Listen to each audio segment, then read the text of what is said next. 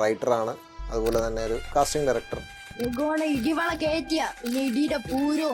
സ്വാഗതം Ajay Rahul. Thank you. Athiran എന്ന് പറയുന്ന സിനിമയുടെ അഡീഷണൽ സ്ക്രീൻ പ്ലേ ഉണ്ടല്ലോ. പടയോട്ടത്തിൻ്റെ original story writer and screenplay. ഈ കാസ്റ്റിംഗ് സിനിമ ഉണ്ടായിരുന്ന കാലഘട്ടത്തിൽ ഉണ്ടായിരുന്നതാണ്. ഒരു ചായക്കടക്കാരൻ എന്ന് പറഞ്ഞു കഴിഞ്ഞാൽ മാമുക്കോയ എന്ന് പറയുന്നൊരു ഇതിലേക്ക് മാറി. ലാൽജു സാറ് മൂപ്പര് മലയാള സിനിമ കണ്ട ഏറ്റവും നല്ല കാസ്റ്റിംഗ് ഡയറക്ടറാണ്. ഇവിടെ കാസ്റ്റിംഗ് ഡയറക്ടറായിട്ടോ മലയാളത്തിൽ നിന്ന് ആദ്യം വന്ന വ്യക്തി ദിനേശ് പ്രഭാകറാണ്.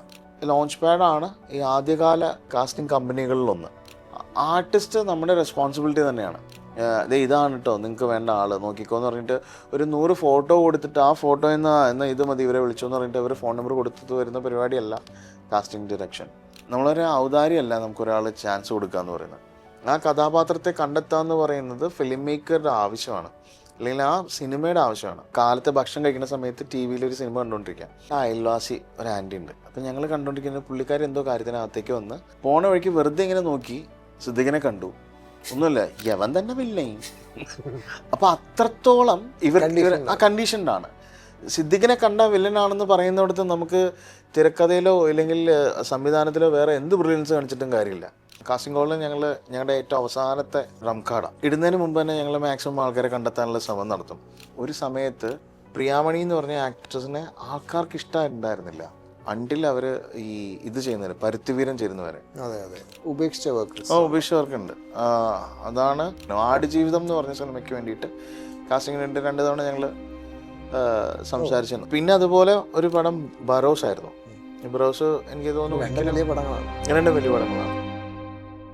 അപ്പോൾ ഇന്ന് നമ്മുടെ കൂടെ ഉള്ളത് ശരിക്കും പറഞ്ഞാൽ നമ്മുടെ ക്രൂവിൻ്റെയും അതുപോലെ തന്നെ എൻ്റെയും ഒരു സുഹൃത്തായിട്ടുള്ള ഒരാളാണ്. പുള്ളി ഒരു റൈറ്ററാണ്, അതുപോലെ തന്നെ ഒരു കാസ്റ്റിംഗ് ഡയറക്ടർ, അതിലുപരി ഒരു ഡോക്യുമെൻ്ററി ഫിലിം മേക്കറും കൂടിയാണ്.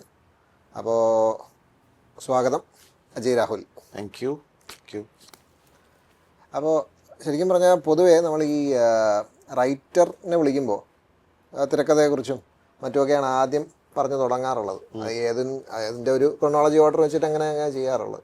അപ്പോൾ ഇപ്രാവശ്യം പക്ഷേ നമ്മളൊന്ന് മാറ്റി ചിന്തിക്കാമെന്ന് വിചാരിച്ചു. കാരണം വേറെ ഒന്നുമില്ല, കാസ്റ്റിംഗ് ഡയറക്ടർ എന്ന് പറഞ്ഞൊരു സാധനം ഉണ്ടല്ലോ, അത് പൊതുവേ അധികം ആരും അങ്ങ് എക്സ്പ്ലോർ ചെയ്തിട്ടില്ല എന്നുള്ളതല്ല, നമ്മൾ അതിനെപ്പറ്റി അങ്ങനെ സംസാരിക്കാറില്ല. ഞാനും തന്നെ ഇപ്പോൾ യൂട്യൂബിലും മറ്റുമൊക്കെ നോക്കുമ്പോൾ കാസ്റ്റിംഗ് ഡയറക്ടർ എന്ന് പറഞ്ഞ് ചുമ്മാ ഒന്ന് ടൈപ്പ് ചെയ്ത് നോക്കുമ്പോൾ തന്നെ മുകേഷ് ചാബ്രയുടെ പേരൊക്കെ ഒന്ന് വരാറുണ്ട്. പക്ഷേ മലയാളത്തിൽ അങ്ങനെ പൊതുവേ കാസ്റ്റിംഗ് ഡയറക്ഷനെ പറ്റി അങ്ങനെ ഒരു വ്യക്തമായിട്ടൊരു വീഡിയോ അതിൻ്റെ പ്രോസസ്സിനെ പറ്റിയൊന്നും അങ്ങനെ പറയാറില്ല. അപ്പോൾ അതിനെക്കുറിച്ചൊന്ന് പറയാം. അതിൻ്റെ ഒരു ഇവല്യൂഷൻ എങ്ങനെയാണ് മലയാള സിനിമയിൽ ആക്ച്വലി കാസ്റ്റിങ്ങിനെ എങ്ങനെയാണ് കണ്ടുകൊണ്ടിരുന്നത്, ഇപ്പോൾ എങ്ങനെയാണ് ആക്ച്വലി? ഈ കാസ്റ്റിംഗ് സിനിമ ഉണ്ടായിരുന്ന ഈ കൊമേഴ്ഷ്യൽ സിനിമ ഉണ്ടായിരുന്ന എല്ലാ കാലഘട്ടത്തിലും ഉണ്ടായിരുന്നതാണ്. അതായത് നമ്മൾ ഉദ്ദേശിക്കുന്ന കഥാപാത്രത്തിനെ കണ്ടെത്തുക എന്ന് പറയുന്ന പ്രോസസ്സ് ആദ്യകാലങ്ങളിൽ ഇത് നേരിട്ട് ഈ മറ്റേ ആക്ടേഴ്സിനെ കണ്ടെത്തുക, ഈ നാടകത്തിൽ നിന്നൊക്കെ ആയിട്ട് കണ്ടെത്തുന്ന ഒരു പ്രോസസ്സ് ഉണ്ടായിരുന്നു. പിന്നീട് ഈ പ്രൊഡക്ഷൻ കൺട്രോളേഴ്സ് അങ്ങനെ ഈ പരിചയമുള്ള ആൾക്കാരൊക്കെ വെച്ചിട്ട് അങ്ങനെ ഇന്ന ക്യാരക്ടർ ഇന്ന ആൾ ഒരു സമയം കഴിഞ്ഞപ്പോഴേക്കും ഒരു ചായക്കടക്കാരൻ എന്ന് പറഞ്ഞു കഴിഞ്ഞാൽ മാമുക്കോയ എന്ന് പറയുന്നൊരു ഇതിലേക്ക് മാറി. അതെ. അപ്പോൾ ഇപ്പം ഒരു അമ്മാവൻ നെടുമുടി വേണു എന്നൊക്കെ പറയും. ഇതിനെ ബ്രേക്ക് ചെയ്യണമെന്ന് തോന്നിയ സമയത്ത് ആ സമയത്തെ ന്യൂജൻ സംവിധായകർ, ഇപ്പോൾ ലാൽ ജോസ് അങ്ങനെ സംവിധായകരെല്ലാവരും കൂടി ഇതിനെ മാറ്റി ചിന്തിച്ചു. അവർ ഓരോ കഥാപാത്രത്തിനും ചേരുന്ന ആൾക്കാരെ കണ്ടെത്താം. പക്ഷേ ഈ പറഞ്ഞ ലാൽ ജോസിൻ്റെ സിനിമകളിൽ തന്നെ ചായക്കടക്കാരൻ്റെ റോളും ഉണ്ട്, ചെയ്തിട്ടുണ്ട്. ഈ മാറ്റം എന്ന് പറയുന്നത് അങ്ങനെ ഒറ്റയടിക്ക് മാറുന്നൊന്നല്ലല്ലോ, ഗ്രാജുവലായിട്ട് സംഭവിക്കുന്നതാണ്. അപ്പം ലാൽ ജോസ് സാറ് ഒരു പക്ഷേ മൂപ്പര് മലയാള സിനിമ കണ്ട ഏറ്റവും നല്ല കാസ്റ്റിംഗ് ഡയറക്ടറാണ്. മൂപ്പരായിട്ട് കൊണ്ടുവന്ന നായകന്മാരെല്ലാം തന്നെയാണ് ഇവിടെ ഇപ്പോൾ സർവൈവ് ചെയ്ത് പോകുന്നത്. അപ്പം ഈ ഒരു കാസ്റ്റിംഗ് ഡയറക്ഷൻ എന്ന് പറയുന്ന ഒരു ജോലിയായിട്ട് കൊണ്ട് നടന്ന ആൾക്കാർ, അല്ലെങ്കിൽ ഇതൊക്കെ തുടങ്ങുന്ന ഒരു ലേറ്റ് 2010 ഒക്കെ തന്നെയുള്ളൂ കേരളത്തിൽ കേട്ടോ. അതിനു മുമ്പ് ആർട്ടിസ്റ്റ് കോർഡിനേറ്റേഴ്സ് ഉണ്ടായിരുന്നു. ഈ പിന്നെ പരസ്യങ്ങൾ നടക്കുമ്പോൾ മോഡൽ കോർഡിനേറ്റേഴ്സ് ഉണ്ട്. ഈ മോഡൽ കോർഡിനേറ്റേഴ്സിന് പിന്നെ രൂപാന്തരപ്പെട്ട് കാസ്റ്റിംഗ് ഡയറക്ടേഴ്സായി മാറിയവരുണ്ട്. ഇതെല്ലാം കഴിഞ്ഞ് ആ സിനിമയുടെ മാറ്റം ഉണ്ടല്ലോ, കുറച്ചും കൂടി ആൾക്കാർ റിയലിസ്റ്റിക്കായ സിനിമകൾ എന്ന് വെച്ചാൽ സിനിമാറ്റിക്കായ സിനിമകൾ റിയലിസ്റ്റിക് പെർസ്പെക്റ്റീവിലോ അല്ലെങ്കിൽ റിയലിസ്റ്റിക് സെറ്റിങ്ങിലോ എടുക്കാൻ തുടങ്ങിയ സമയത്ത് പുതിയ രീതിയിലുള്ള ആൾക്കാർ കാസ്റ്റ് ചെയ്യാൻ തുടങ്ങി. അപ്പോൾ ഇവിടെ ഒരു കാസ്റ്റിംഗ് ഡയറക്ഷൻ അങ്ങനെ ഒരു ഡിപ്പാർട്ട്മെൻറ്റ് വേണ്ട ഒരു ആവശ്യകത ശരിക്കും വന്നു. അത് അഡ്രസ്സ് ചെയ്യപ്പെടുകയോ അക്നോളജ് ചെയ്യപ്പെടുകയോ ചെയ്തിരുന്നില്ല അപ്പോഴും. ഈ പറയുന്ന 2000 ടൈമിലോ പോസ്റ്റ് 2010 ഒക്കെ ഉള്ള സമയത്താണ് ഇത് എന്തെങ്കിലുമൊക്കെ കുറച്ചും കൂടെ അക്സെപ്റ്റ് ചെയ്യപ്പെടേണ്ടതല്ലേ? കാരണം ആ സമയത്ത് ഈ പറയുന്ന പോലെ ന്യൂ ഏജ് സിനിമ വരുന്നുണ്ട്, ഉണ്ടായിരുന്നു. ഒരു പാറ്റേണിലുള്ള അവിടെ ഈ പുതിയ ആക്ടേഴ്സ് നമ്മൾ വരുന്ന ടൈമും കൂടെയാണ് ആക്ച്വലി. അതെ അതെ അതെ. ഇപ്പം ഫോർ എക്സാമ്പിൾ ഇപ്പം 2004-05 സമയത്ത് എങ്ങാണ്ടാണ് ഋതു എന്ന് പറഞ്ഞ സിനിമ. അത് എല്ലാവരും പുതിയ ആൾക്കാരായിരുന്നു. അന്ന് പുതിയ ആൾക്കാരായി വന്ന എല്ലാവരും ഇന്ന് സിനിമയിലുണ്ട് താനും. ആസിഫ് അലി, റിമ കല്ലിങ്കൽ, നിഷാൻ, പിന്നെ വിനയ് ഫോർട്ട്, ഇവരെല്ലാവരും ഇപ്പോഴും ഇൻഡസ്ട്രിയിലുള്ളവർ തന്നെ. അപ്പോൾ ഈ പറയുന്ന ഇവരൊക്കെ നേരിട്ട് ഓഡിഷൻ ചെയ്തിട്ടുണ്ടാവും. കാരണം ഡെഫിനറ്റ്ലി ഓഡിഷനിങ് നടന്നിട്ടുണ്ടാവും. അപ്പം അന്ന് ഈ കാസ്റ്റിംഗ് ഡയറക്ഷൻ എന്നായിരിക്കില്ല അതിൻ്റെ പേര്. ചിലപ്പോൾ അസോസിയേറ്റ് ഡയറക്ടർ അല്ലെങ്കിൽ ആ ഡയറക്ഷൻ ഡിപ്പാർട്ട്മെൻറ്റ് ഇരുന്നിട്ട് കഥയ്ക്ക് പറ്റുന്ന കഥാപാത്രത്തിന് അനുയോജ്യരായ ആൾക്കാരെ കണ്ടെത്തുക എന്നുള്ളതാണ് ചെയ്യുക. അപ്പം ആ സമയത്ത് ഇവിടെ ഇഷ്ടംമാതിരി മറ്റേ കാസ്റ്റിംഗ് ഓഡീഷൻസ് നടന്നിരുന്നു. മാസ് ഓഡീഷൻസ് വരുന്നു, ആൾക്കാർ വരുന്നു, ഫോട്ടോ എടുക്കുന്നു, ഇതെടുക്കുന്നു. ഇതേ സമയത്ത് തന്നെ വേറെ ഇൻഡസ്ട്രി ഇവിടെ വളർന്നു. അതായത് പോർട്ട്ഫോളിയോ ഉണ്ടാക്കി കൊടുക്കുക എന്ന് പറഞ്ഞാൽ ഒരു സമയത്ത് ഇതായിരുന്നു. നമ്മളിപ്പോൾ ആ കാലഘട്ടത്തിൽ സിനിമകളൊക്കെ കണ്ടാൽ കാണാൻ പറ്റും പോർട്ട്ഫോളിയോ ചെയ്യുന്നതും. ഇവരെ സ്റ്റുഡിയോയിലോ ഇല്ലെങ്കിൽ മിക്കതും സ്റ്റുഡിയോ ഇൻഡോർ ആയിരിക്കും. അവിടെ വന്നിട്ട് ഫോട്ടോസൊക്കെ എടുത്തിട്ട് കൊടുക്കുന്നതും ഈ മറ്റേ പേര് വിവരങ്ങളൊക്കെ എഴുതിയൊരു കത്തോട് കൂടിയിട്ടൊക്കെ വരുന്നൊരു സമ്പ്രദായം ഉണ്ടായിരുന്നു. കാസ്റ്റിംഗ് ഡയറക്ഷൻ എനിക്ക് തോന്നുന്നു ഇവിടെ കാസ്റ്റിംഗ് ഡയറക്ടറായിട്ട് മലയാളത്തിൽ നിന്ന് ആദ്യം വന്ന വ്യക്തി ദിനേശ് പ്രഭാകറാണ്. ദിനേശിന് പുറമേയുള്ള കാസ്റ്റിങ്ങുകളാണ് ഈ ഹിന്ദി തമിഴ് സിനിമകളൊക്കെ. അത് അങ്ങനെ കുറേ സംഗതികൾ ചെയ്തിരുന്നു. പോരാതെ ഈ ദിനേശേട്ടൻ തന്നെ സിനിമാ മോഹിയായിട്ട് അഭിനയ മോഹിയായിട്ട് നടന്ന സമയത്ത് ഈ പല പല സ്ഥലങ്ങളിൽ പോയി കണ്ടപ്പോൾ ആ സമയത്ത് തന്നെ കുറേ അങ്ങനൊരു സർക്കിളിനെ പരിചയമുണ്ട് അഭിനയ മോഹികളുടെ. ആഡ് ഫിലിം മേക്കറും കൂടിയാണ്. അതെ. അപ്പോൾ ഇതൊക്കെ ഈ ആഡ് ഫിലിം മേക്കിങ്ങിന് മുമ്പ് തന്നെ ഇപ്പോൾ പണ്ടൊരിക്കൽ സംസാരിച്ച് ഒരിക്കൽ ഞങ്ങൾ ചെന്നൈയിൽ മൂപ്പരൊരു ആഡിന് പോയപ്പോൾ അവിടെ വെച്ച് കണ്ടപ്പോൾ സംസാരിച്ചൊരു കാര്യമാണ് ഇതിങ്ങനെ. ഇത് അന്വേഷിക്കുന്ന സമയത്ത് ഈ മണികണ്ഠൻ പട്ടാമ്പി, ഈ മണികണ്ഠൻ ചേട്ടനൊക്കെ ഇവിടെ വന്ന് നിൽക്കുന്നുണ്ട്. അപ്പം ഇവർ രണ്ടുപേരും ഒരിടത്തേക്കാണെന്നും ഈ ഒരു ക്യാരക്ടറിന് വേണ്ടിയിട്ട് ഇവർ രണ്ടുപേരും വന്ന് തമ്മിലറിയില്ല. അപ്പം അങ്ങനെ സ്ഥിരമായി പോയിട്ട് ഈ പറയുന്ന ആൾക്കാർക്ക് തമ്മിൽ പരിചയമുണ്ടായി. ഇപ്പം ദിനേശ് ചേട്ടന് ഇതിനിടയിൽ ആഡ്സൊക്കെ വന്നതുകൊണ്ടും മൂപ്പര് കൂടുതലായിട്ടും ആർട്ടിസ്റ്റുകളായിട്ട് ചേർന്ന് പണിയെടുക്കുന്നു എന്നുള്ളതുകൊണ്ടും ഈ മേക്കേഴ്സിനെ കുറച്ചും കൂടി എളുപ്പത്തിൽ ആക്സസ് ചെയ്യാൻ പറ്റുന്ന ഒരാൾ ദിനേശ് ചേട്ടനായിരുന്നു. കേരളത്തിന് പുറത്തും മൂപ്പര് വർക്ക് ചെയ്യുന്നുണ്ട്.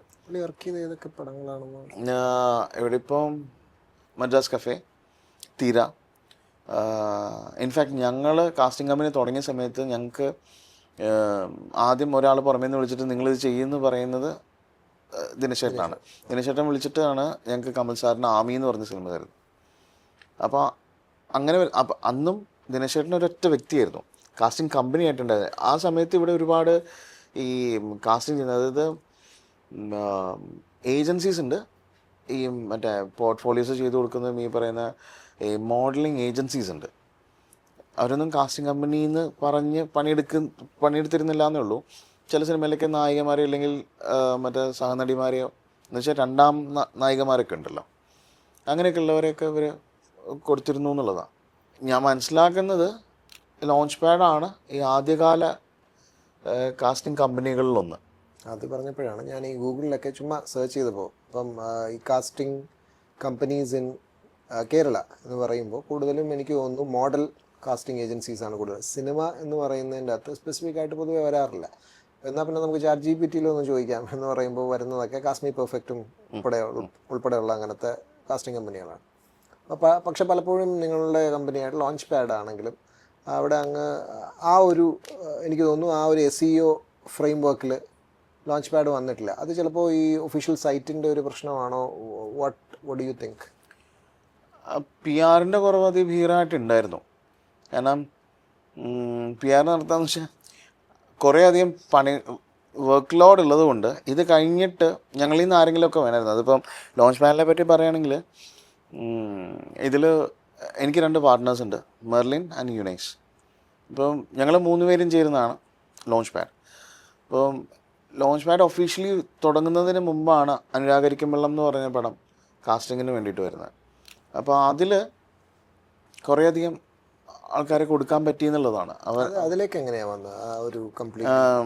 അതിൽ അസിസ്റ്റൻറ്റ് ഡയറക്ടറായിരുന്ന ഒരു വ്യക്തിയുണ്ട്, അരുൺ AR എന്ന് പറഞ്ഞിട്ട്. അരുൺ അപ്പോൾ കോളേജിൽ എൻ്റെ ജൂനിയറായിട്ട് പഠിച്ചിരുന്ന സെയിം കോഴ്സ്. അപ്പോൾ എന്നുവെച്ചാൽ വളരെ ജൂനിയറായിട്ട്. അപ്പം പുള്ളീനെ എനിക്ക് പരിചയമുണ്ട്. മൂപ്പരെ ഷോർട്ട് ഫിലിംസ് എഡിറ്റ് ചെയ്യാനും അങ്ങനെ കഥ ആലോചിക്കാനും ഒക്കെ ആയിട്ട് വന്നങ്ങനെ പരിചയമുണ്ട്. ലേറ്റർ ഞാൻ എഴുതിയൊരു പടത്തിൽ എൻ്റെ കൂടെ എഴുതിയിട്ടുമുണ്ട് അരുൺ. അപ്പോൾ എന്നോട് അപ്പോൾ എനിക്ക് കാസ്റ്റിംഗ് താല്പര്യമുണ്ടെന്നും ആർട്ടിസ്റ്റുകളുടെ കൂടെ വർക്ക് ചെയ്യാൻ താല്പര്യമുണ്ടെന്ന് അറിയാവുന്നതുകൊണ്ട് എന്നെ വിളിച്ചിട്ട് ചോദിച്ചു, ഇങ്ങനെ ഒരു പരിപാടി ഉണ്ട്, നിങ്ങൾ ഏറ്റെടുക്കുന്നു എന്ന് ചോദിച്ചു. അപ്പോൾ ഞാൻ അവിടെ ചെന്നു, ഇവരെ കണ്ടു, സ്ക്രിപ്റ്റ് വായിച്ചു.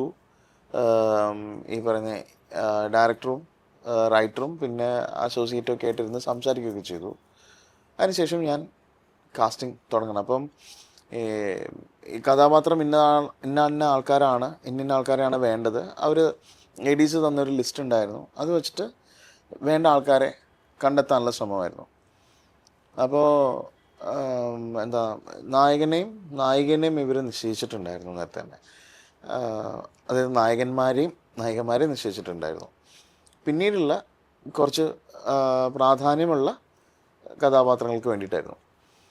അങ്ങനെ എനിക്ക് പരിചയത്തിലുള്ളതും ഞാൻ ഈ ഓഡിഷൻ വഴിയൊക്കെ കണ്ടെത്തിയതുമായിട്ടുള്ള ആൾക്കാരെ വെച്ചിട്ടാണ് ആ പടം തീർത്തത്.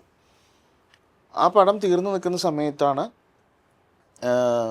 ആ സമയത്താണ് മെർലിനെ മുനേസിനൊക്കെ ഞാൻ പരിചയപ്പെടുന്നത്. അപ്പോൾ ഇവർക്കും ഇങ്ങനെ കാസ്റ്റിങ്ങിൽ താല്പര്യമുണ്ട്. കാരണം മെർലിൻ നിർവാണയിൽ വർക്ക് ചെയ്തുകൊണ്ടിരുന്ന ഒരു ആഡ് ഏജൻസിയിൽ, പ്രകാശ് വർമ്മയുടെ ഏജൻസിയിൽ വർക്ക് ചെയ്തുകൊണ്ടിരുന്ന ആളാണ്.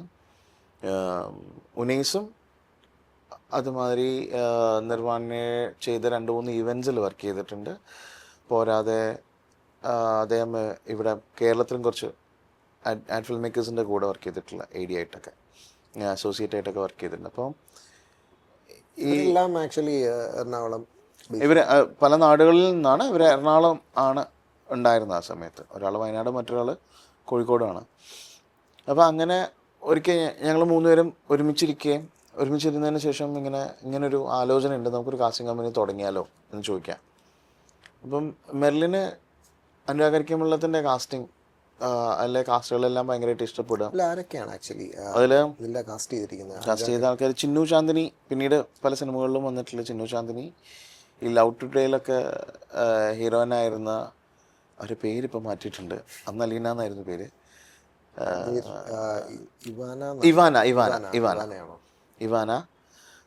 പിന്നെ അതിൽ സെക്കൻഡ് ഹീറോ അതായത് രജിഷയെ വിവാഹം കഴിക്കുന്നതായിട്ട് നാജി. പിന്നെ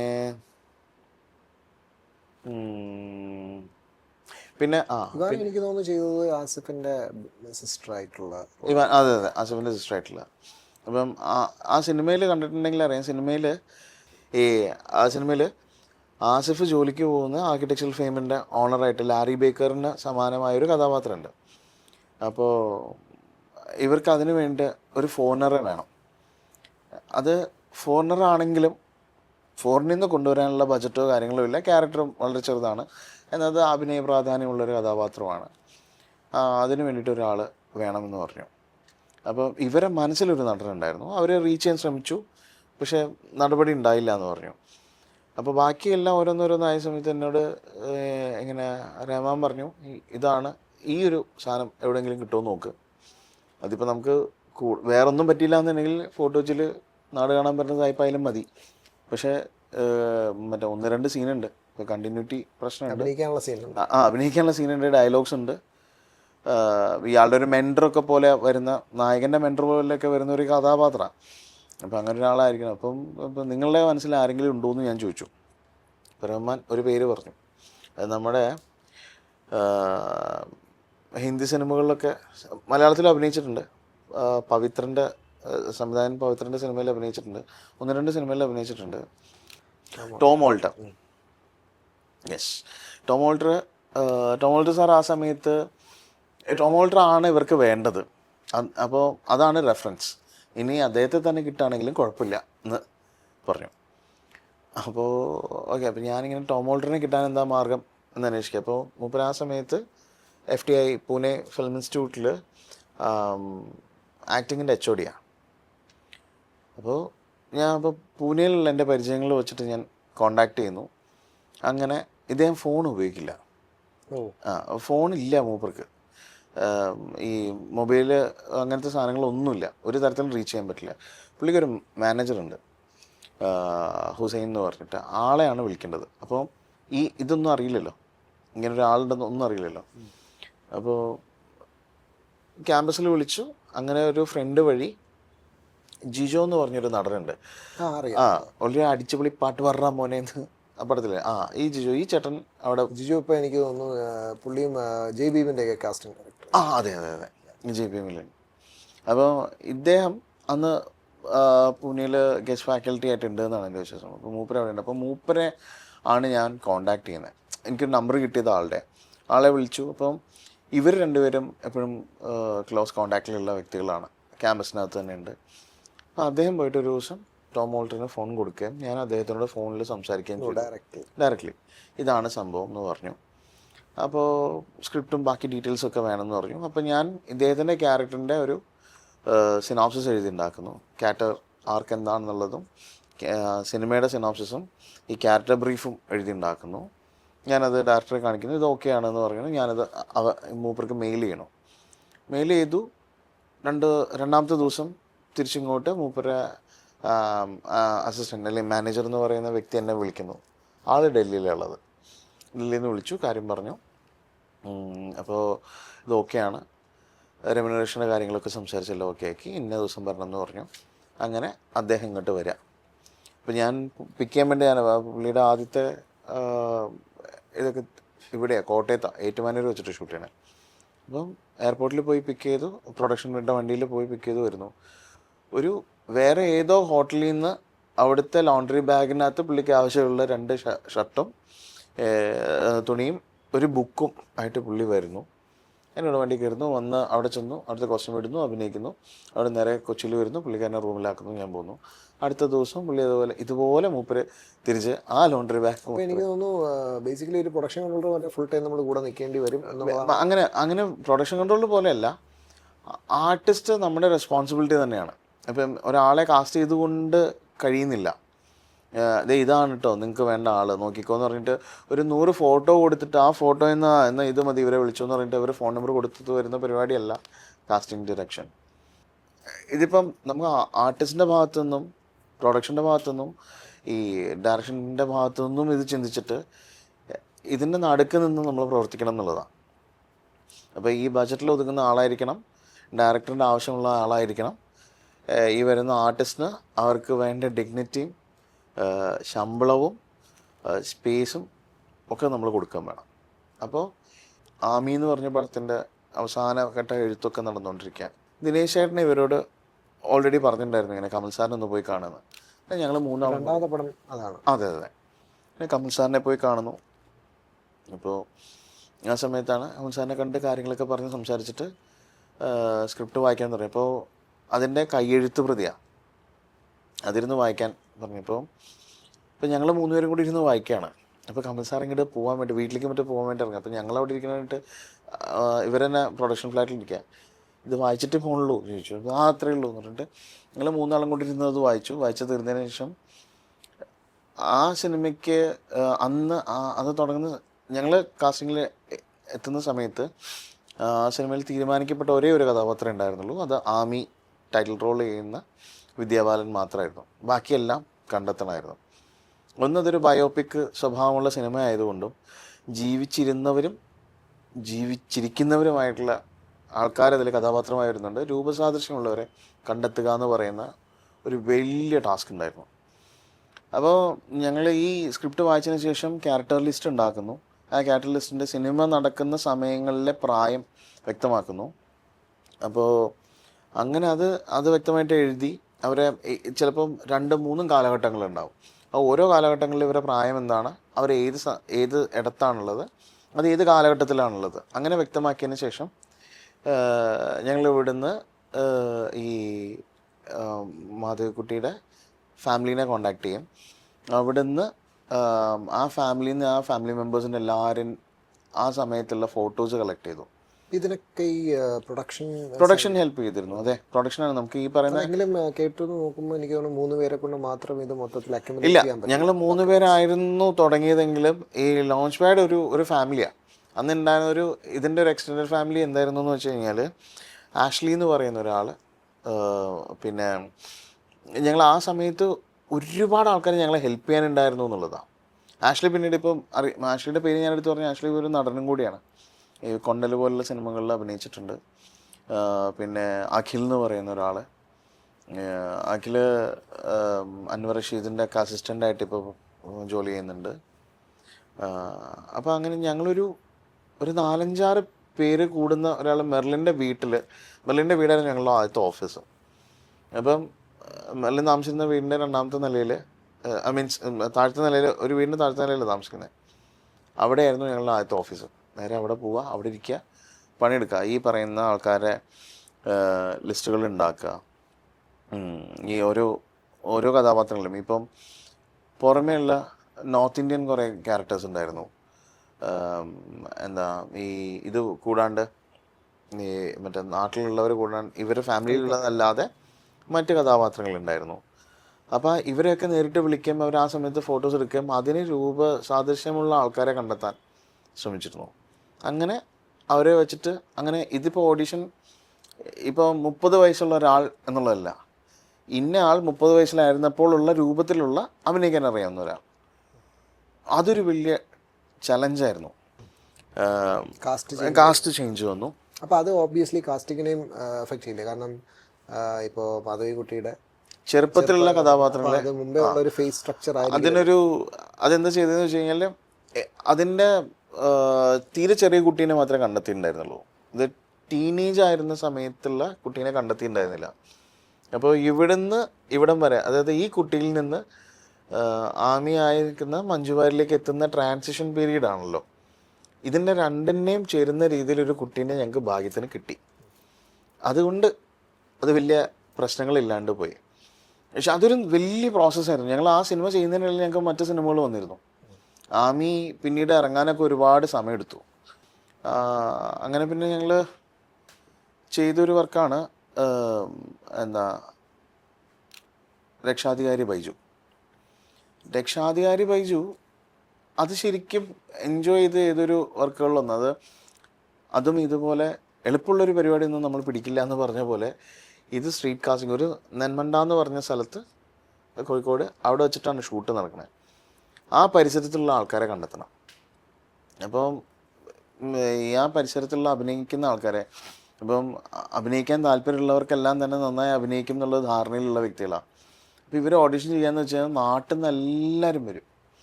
അപ്പോൾ ഇവർ ഓഡിഷൻ ചെയ്യുന്നത് ഭയങ്കര ഒരു ടാസ്ക്കാണ്.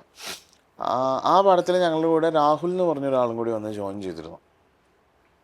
അപ്പോൾ രാഹുലായിരുന്നു ഇതിൻ്റെ ഒരു മെയിൻ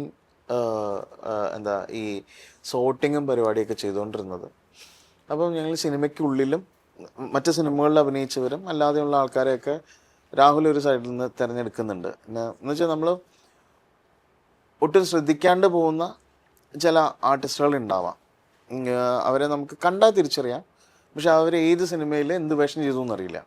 അങ്ങനെയുള്ളവരെ ഉൾപ്പെടെ കണ്ടെത്തുക എന്ന് പറഞ്ഞൊരു പ്രോസസ്സ് ഉണ്ടായിരുന്നു.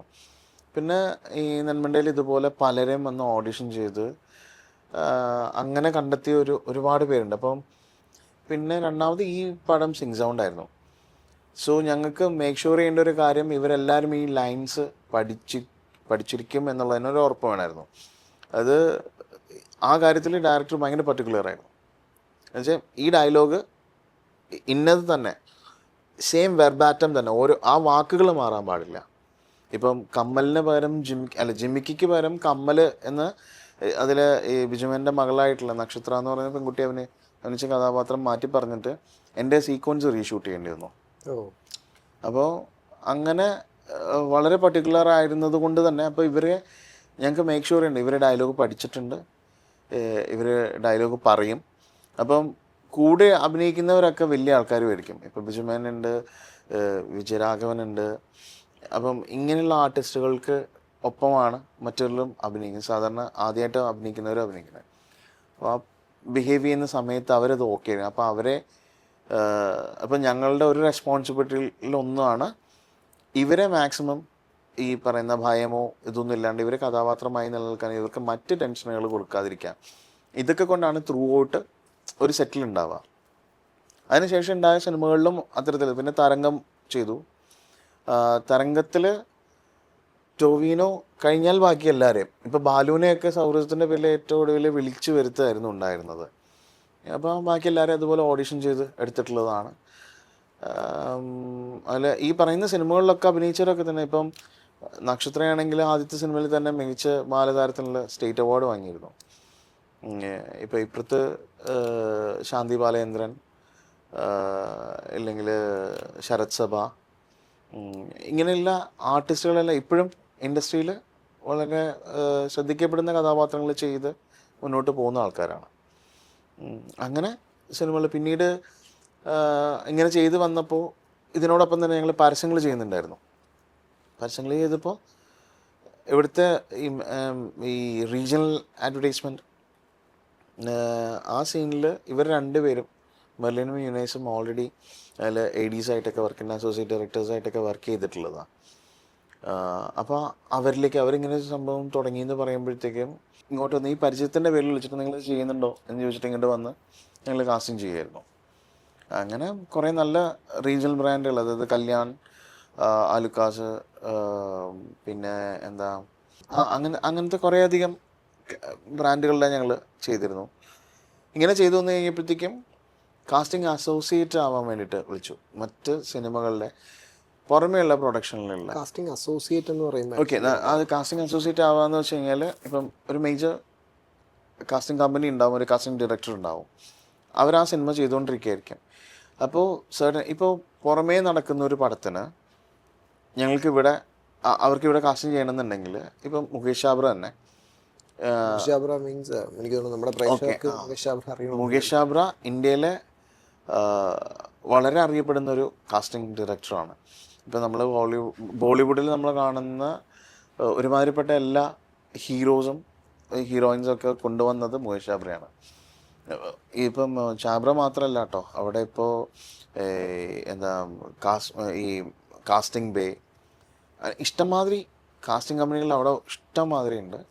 സോ അവിടെ ദിസ് ഇസ് എ തിങ്. അതൊരു ഒരുപാട് എനിക്ക് തോന്നുന്നു ഒരു 2 ഡെക്കേഡിന് മുമ്പൊക്കെ തന്നെ കാസ്റ്റിംഗ് കമ്പനി എന്ന് പറഞ്ഞു കഴിഞ്ഞാൽ അതിനൊരു വിലയുണ്ടായിരുന്നു. അവരുടെ വോളിയം ഓഫ് വർക്കിന്റെ അത് തന്നെയാണ്. കാരണം എന്ന് മാത്രമല്ല അത് അങ്ങനെ ഒരു ഡിസിപ്ലിൻ അവിടെ ആവശ്യമുണ്ട്.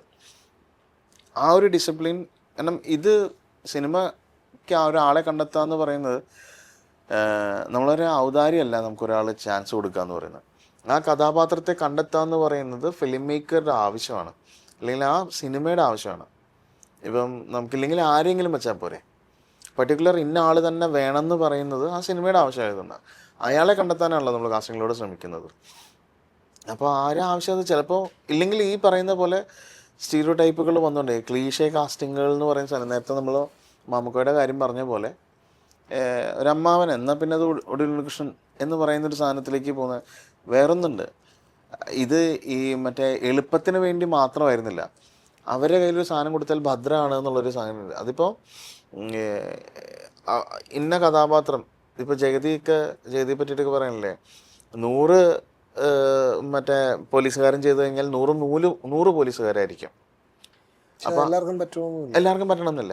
പക്ഷെ ആ കാലഘട്ടത്തിലെ നടന്മാർക്ക് അത് പറ്റിയിരുന്നു എന്നുള്ളത് കൊണ്ടും കൂടി ആയിരിക്കണം ഇവർ തുടരെ ഒരേ കഥാപാത്രങ്ങൾ കൊടുത്തോണ്ടിരുന്നത് എന്ന് നമുക്ക് ഈ ക്ലീഷ എന്നൊക്കെ പറയുന്നുണ്ടെങ്കിലും മാമുക്കോയുടെ ഇയാൾ ഈ പടത്തിലും ചായക്കടക്കാരനാണെന്ന് നമ്മൾ ഒരിക്കലും ചിന്തിച്ചിട്ടില്ല.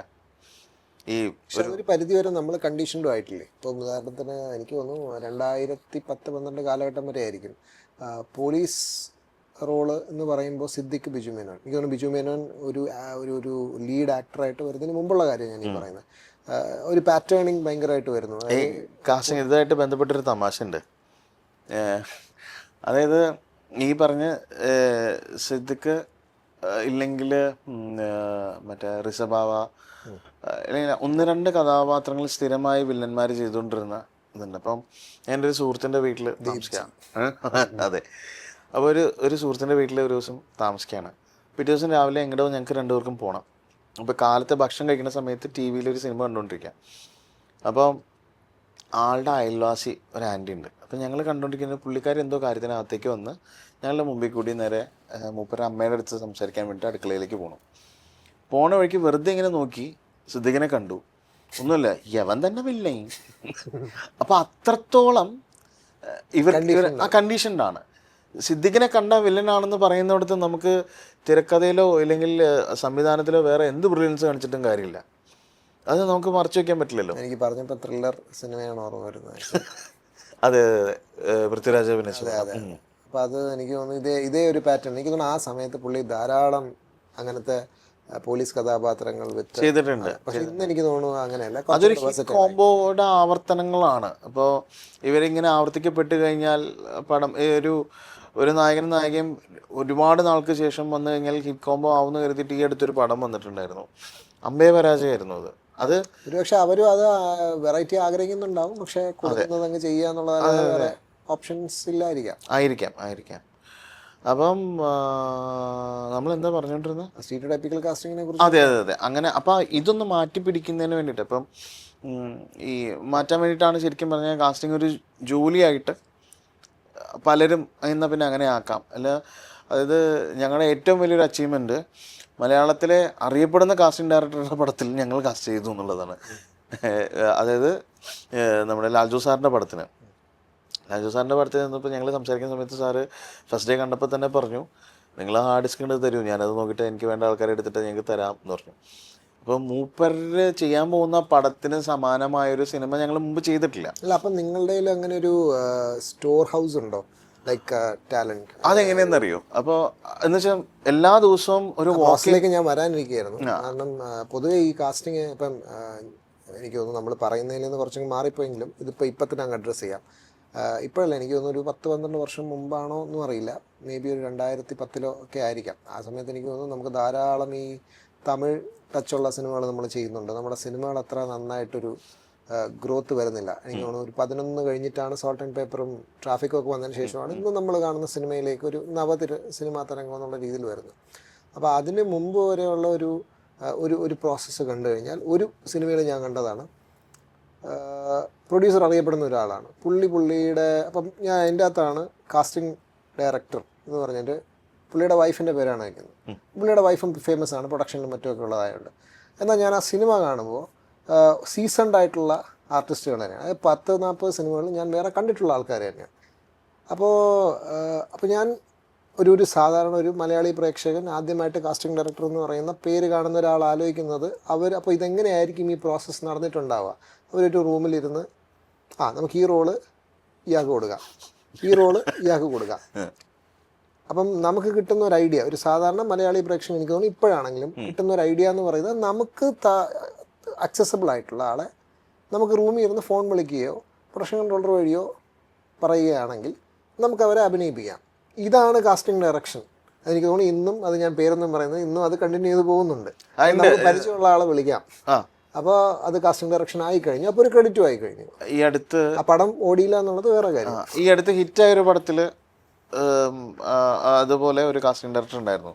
വിളിച്ചവരെല്ലാം സുഹൃത്തുക്കൾ തന്നെ. പടം ഹിറ്റാണ്, ഭയങ്കര ഹിറ്റാണ്. അവർ ചെയ്തു വെച്ച വേഷങ്ങൾ നന്നായിരുന്നു. അത് ഈ പുതിയ ആൾക്കാരല്ല, പഴയ ആൾക്കാരെയും ഇതും കൂടെ മിക്സ്ഡ് ആണ്. എന്നാൽ പോലും ഇപ്പം ഞാൻ എളുപ്പമുള്ള പരിപാടിയാണ്. എളുപ്പമുള്ളതെന്നല്ല, ഇതിപ്പോൾ 2-3 കാര്യങ്ങളുണ്ട് ഋജു. അതായത് ഇത് 60-70 ദിവസമൊക്കെ ഒരുമിച്ച് പണിയെടുക്കേണ്ടതാണ് അവരെല്ലാവരും. എന്നുവെച്ചാൽ ഒരു 100-110 അല്ല 100-ന് പുറത്ത് ആൾക്കാരുണ്ടാവും. ഇവരൊക്കെ കൊണ്ടുപോകാന്ന് പറയുന്നത് ചെറിയ പരിപാടിയല്ല. അപ്പോൾ ഈ 100-120 ദിവസം ഈ 60-70 പേര് തമ്മിൽ ഇവരുടെ ഹാർമണി കീപ്പ് ചെയ്ത് പോകണം എന്നുണ്ടെങ്കിൽ ഒത്തുപോകുന്ന ഉറപ്പുള്ളവർ ഒരുമിച്ച് പോവാന്ന് പറയുന്നത് അതായിരിക്കും എപ്പോഴും ആ ഒരു ഹാസൽ ഫ്രീ ആയിട്ട് ഷൂട്ട് പോവുക. എൻഡ് ഓഫ് ദി ഡേ പടം നടക്കാൻ അതെ, അങ്ങനത്തെ ഒരു സംഗതി ഉണ്ട്. ചിലർ വന്ന് പറയില്ലേ, ഞാൻ ഇതിനകത്ത് എനിക്ക് അങ്ങനെ ഷൂട്ടിൻ്റെ ഒരു ഇത് തോന്നിയില്ല എന്ന്. അത് ചിലപ്പോൾ അതുകൊണ്ടായിരിക്കാം. അപ്പോൾ അങ്ങനെ ഒരു കാസ്റ്റിംഗ് ഡയറക്ടർ എന്ന് പറയുന്ന ഒരു പേര് വെക്കേണ്ട ആവശ്യമില്ല. ഒരാളെ ആ ജോലി ഏൽപ്പിച്ച് കഴിഞ്ഞാൽ ആ ജോലി അപ്പോൾ എന്ന് അതിൻ്റെ പരിപാടി നീ ചെയ്യുന്നു പറഞ്ഞ് ഏൽപ്പിച്ചു കൊടുത്തപ്പോൾ അത് ചെയ്തു. അപ്പോൾ ഇവർക്ക് അതായത് സിനിമയിലെ ഏറ്റവും പ്രയാസമുള്ള കാര്യമാണ് ക്രെഡിറ്റ് കൊടുക്കുക എന്ന് പറഞ്ഞാൽ. അതൊരാൾക്ക് ക്രെഡിറ്റ് കൊടുത്തു എന്നുള്ളതിൽ ശരിക്കും പറഞ്ഞാൽ അതിനെ അംഗീകരിക്കുക തന്നെയാണ് വേണ്ടത്.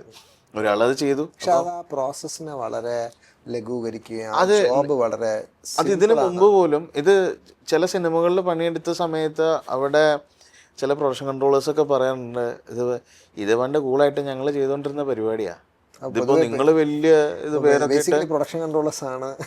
ഒരു സമയത്ത് പ്രൊഡക്ഷൻ കൺട്രോളേഴ്സ്, അതായത് ഇവര് വിളിച്ച് ചേട്ടാ ഫ്രീ ആണോ, നമുക്ക് ഇങ്ങനെ ഒരു വേഷം ഉണ്ടല്ലോ അത് ചെയ്യാമോ എന്ന് ചോദിച്ചിട്ട് ഡയറക്ഷൻ ഡിപ്പാർട്ട്മെന്റിനോട് പറയും, പ്രൊഡക്ഷനോട് പറയും. എനിക്ക് തോന്നുന്നു ഈ അസോസിയേറ്റ്സിന് പരിചയമുള്ള പ്രോസസ്. അതായത് ഈ പ്രൊഡക്ഷൻ കൺട്രോളേഴ്സിന് കുറച്ചും കൂടി എളുപ്പം ഉണ്ടാവും. മറ്റ് ഇന്ന ആൾ എന്നെ സെറ്റിലുണ്ട്, അപ്പോൾ ഇവർക്ക് പരിചയമുള്ള മറ്റൊരു പ്രൊഡക്ഷൻ കൺട്രോളർ ആയിരിക്കും അത് കൺട്രോൾ ചെയ്യുന്നത്.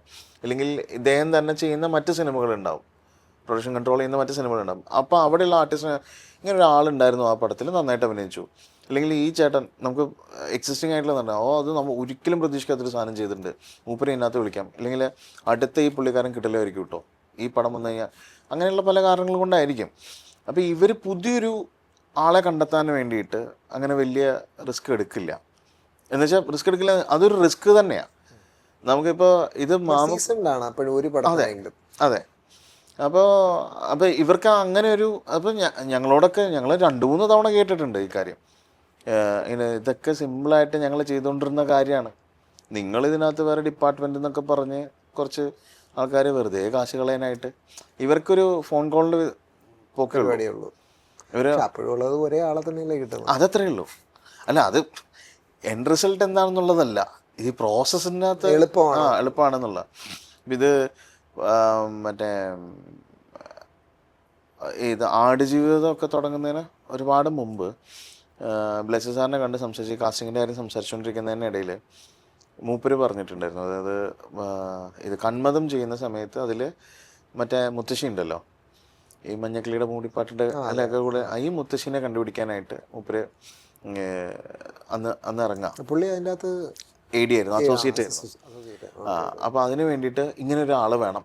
എവിടെയെന്നല്ല, ഇത് മറ്റേ ഷൊർണൂർ ആ ഭാഗത്ത് എവിടെയോ ആണ് ഷൂട്ട് നടക്കേണ്ടത്, അപ്പോൾ പട്ടാമ്പിയോ ആ ഭാഗത്ത് എവിടെയോ ഷൂട്ട് നടക്കണേ. അപ്പോൾ ബ്ലെസ്സി സാറ് പറയുന്നു, അന്ന് പിന്നെ ലോഹി സാർ ഇങ്ങനെ പറഞ്ഞിട്ട് മൂപ്പര് അന്ന് അവിടെ നിന്നൊരു ടാക്സി എടുത്തിട്ട് ഈ നാട് മുഴുവനും കറങ്ങിയിട്ട് ഒരിടത്തുനിന്ന് ഇവരെ കണ്ടെത്തി അവരെ ഫോട്ടോ എടുത്തു. ആ ഫോട്ടോ ആയിട്ട് തിരിച്ചു വന്ന് ഇവരെ കാണിച്ചിട്ട്, അതായത് അന്ന് അസോസിയേറ്റ് ഇതിന് വേണ്ടിയിട്ട് ഇറങ്ങി പുറപ്പെട്ടത് കൊണ്ട് അങ്ങനെ ഒരാളെ കിട്ടി. അല്ലെങ്കിൽ അത് ചിലപ്പോൾ സുകുമാരി മറ്റും ചെയ്തേനെ അല്ലേ. അപ്പം അത് ആ കോള് ഡയറക്ടറുടെ ആയിരുന്നു, ഇത് മറ്റൊരാൾ ചെയ്യണം എന്നുള്ളത്. അതുകൊണ്ട് അന്ന് തന്നെ ഒരു ഈ ഏരിയ മുഴുവനും ടാക്സി കറങ്ങിപ്പോയ ഒരു ചിലവുണ്ട് അതിന്. ആ ചിലവ് അങ്ങനൊരു ആ അമ്മൂമ്മനെ നമ്മൾ പിന്നെ കണ്ടിട്ടില്ലേ വേറെ സിനിമ എവിടെയോ അത് വായിക്കുകയും ചെയ്തു. എനിക്ക് തോന്നുന്നു മോഹൻലാലിൻ്റെ കൂടെ ഒരു ഫോട്ടോ എടുക്കാനാണെങ്കിൽ അഭിനയിക്കാമോ അങ്ങനെ പറ്റുമാണ്. അതെ.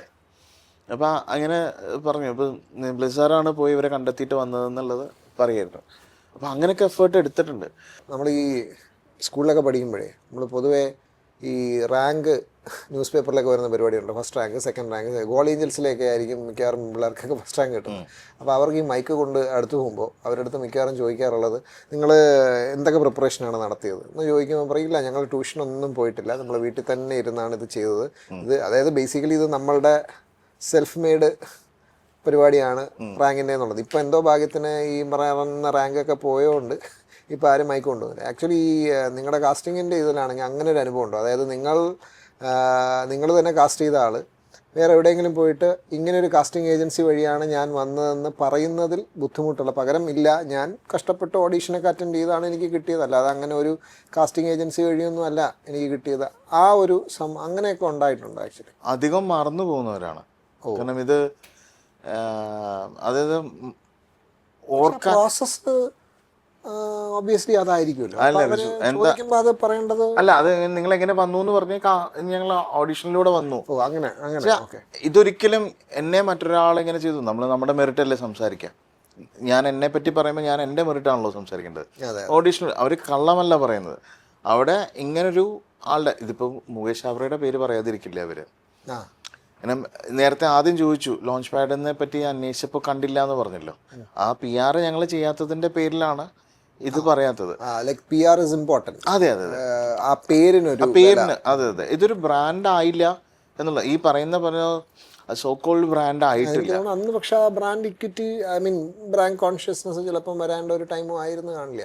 മീൻസ് അതിലുള്ള ധാരണക്കുറവുണ്ട്. ഞങ്ങൾ ഈ കൂടുതലും മറ്റേ ഞങ്ങൾ 3 പേരും സിനിമയെ കണ്ടതിൻ്റെ കുറച്ചും കൂടി പാഷനേറ്റ് ആയിട്ട് സിനിമയെ കണ്ടതിൻ്റെ പേരിൽ ഇതിലെ കച്ചവടത്തിൻ്റെ ഒരു ധാരണ നടന്നില്ല.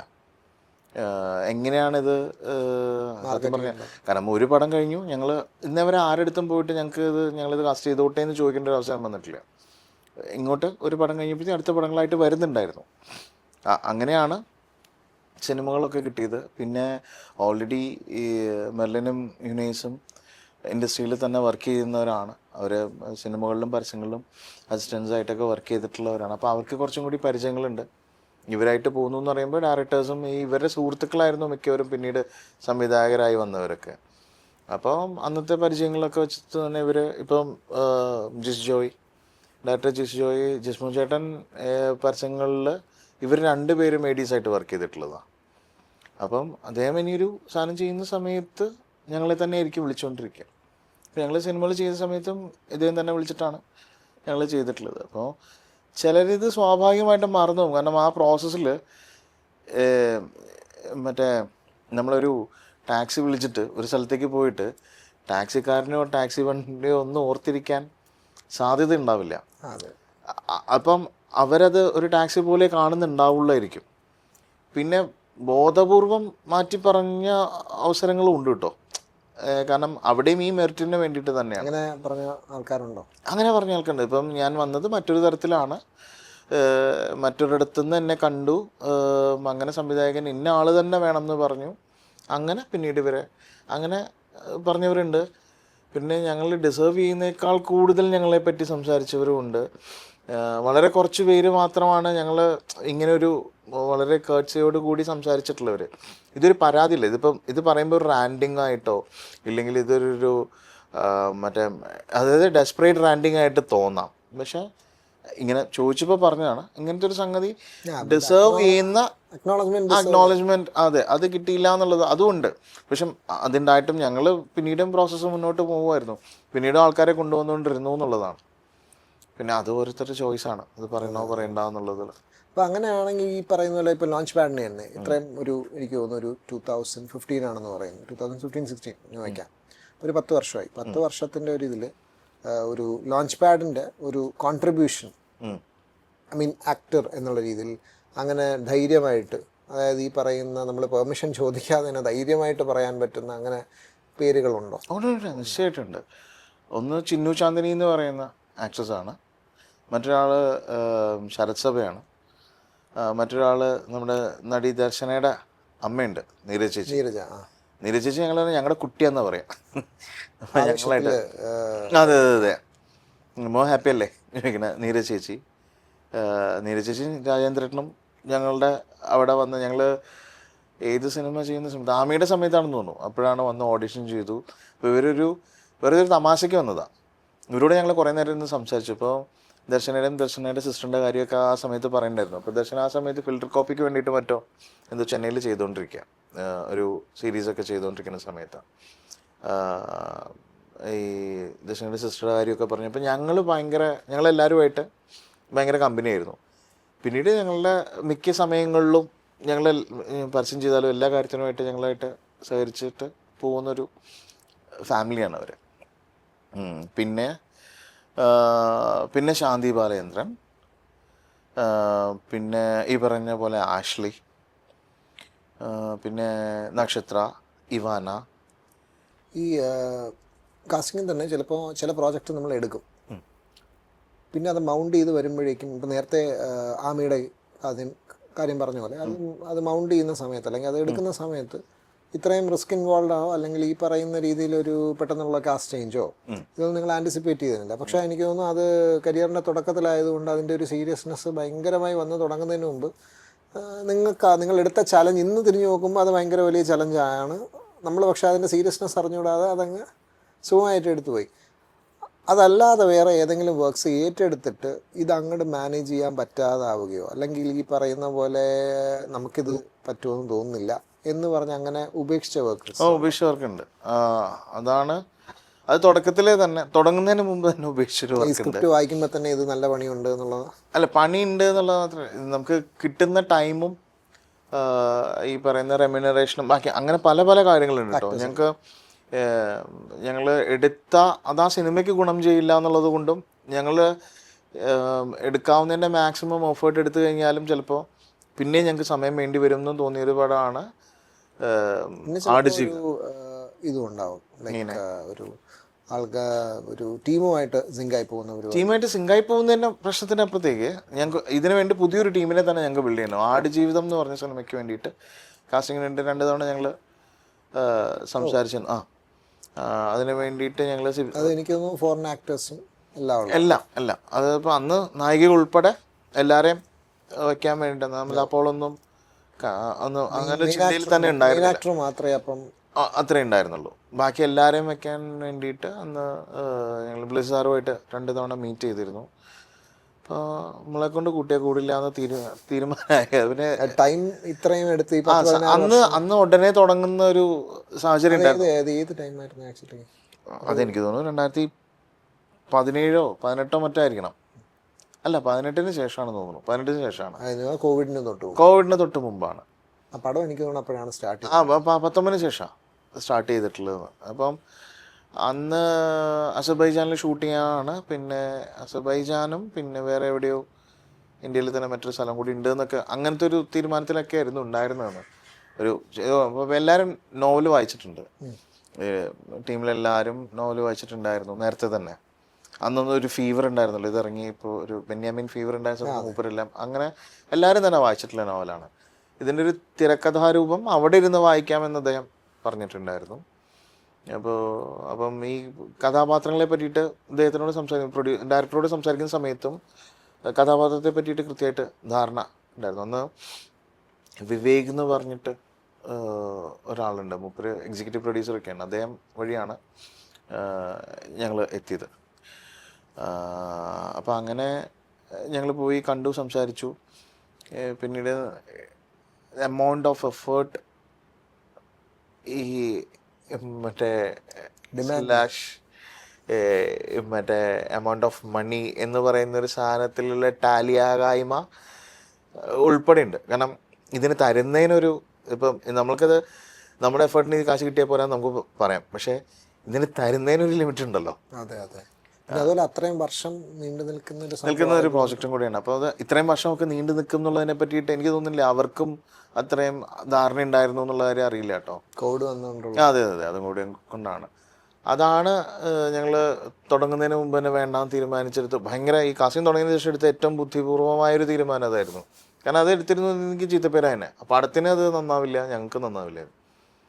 പിന്നീട് ഇവിടെ അത് വേറെ രീതിയിലും വരാമായിരുന്നില്ലേ? ലൈക്ക് ഇത്രയും അത്യാവശ്യം എനിക്ക് തോന്നുന്നു ഇന്ത്യയിൽ മാത്രമല്ല പുറത്തും നെറ്റ്ഫ്ലിക്സിൽ ഏറ്റവും കൂടുതൽ ആൾക്കാർ കണ്ട പടം എന്നുള്ള രീതിയിലും ആ ഒരു അല്ലെങ്കിൽ നമുക്ക് വേണ്ട രീതിയിൽ കൊടുക്കാൻ പറ്റില്ലെങ്കിൽ അത്രയും ആൾക്കാരെ കണ്ടിട്ടത് മോശമാണെന്ന് പറയുന്നതിനേക്കാളും നല്ലത് എടുക്കാണ്ടിരിക്കുന്നതാണ്. ഒരു നമ്മളായിട്ടൊരു ചീത്തപ്പേര് ഉണ്ടാക്കാതിരിക്കുന്നത്. ഇപ്പോൾ അന്നും ഈ പറഞ്ഞ PR ഇല്ലെങ്കിൽ ഉള്ളത് ഗുഡ് വില്ലാണ് ലോഞ്ച് പാഡിന്, അതങ്ങനെ നിന്ന് പോകുന്നു. പിന്നെ അതുപോലെ ഒരു പടം ബറോസ് ആയിരുന്നു. ബറോസ് എനിക്ക് തോന്നുന്നു 2 വലിയ പടങ്ങളാണ്. 2 വലിയ പടങ്ങളാണ്. ബറോസ് ഞങ്ങൾ തുടങ്ങിയ സമയത്ത് അതൊരിക്കലും എനിക്ക് തോന്നുന്നു ഈ ഇതിൻ്റെ സമയം ലോക്ക്ഡൗണിൻ്റെ സമയത്ത് ചെയ്യാൻ പറ്റുന്നൊരു പടമേ ആയിരുന്നില്ല. അതിലുണ്ടായിരുന്ന തമാശ എന്താ വെച്ചാൽ അവിടെ ഞങ്ങളൊരാളെ കണ്ടുപിടിക്കും, കാസ്റ്റിംഗ് കൂടുതലും ഫോറിൻ ആക്ടേഴ്സാണ്. അപ്പോൾ അവരെ കണ്ടുപിടിക്കും, ആ നാട്ടിൽ ലോക്ക്ഡൗൺ വരും, അവർക്ക് യാത്ര ചെയ്യാൻ പറ്റില്ല. അപ്പോൾ ഇത് പൊളിയും. അപ്പോൾ ഇനി ലോക്ക്ഡൗൺ ഇല്ലാത്തൊരു രാജ്യം കണ്ടുപിടിക്കണം, അവിടെ ഞങ്ങൾക്ക് ഇങ്ങനെ ഒരാളെ കണ്ടുപിടിക്കണം. അങ്ങനെ കണ്ടുപിടിച്ച് കാസ്റ്റ്. അപ്പോൾ ഒരേ ആളെ തന്നെ പല തവണ കാസ്റ്റ്, ഒരു ക്യാരക്ടറിനെ തന്നെ പല തവണ കാസ്റ്റ് ചെയ്യുന്നൊരു ഇതിലേക്ക് പോയിരുന്നു. പറയുമ്പോൾ ഒറ്റപ്പാടാണ്, ഒരു ക്യാരക്ടറാണ്.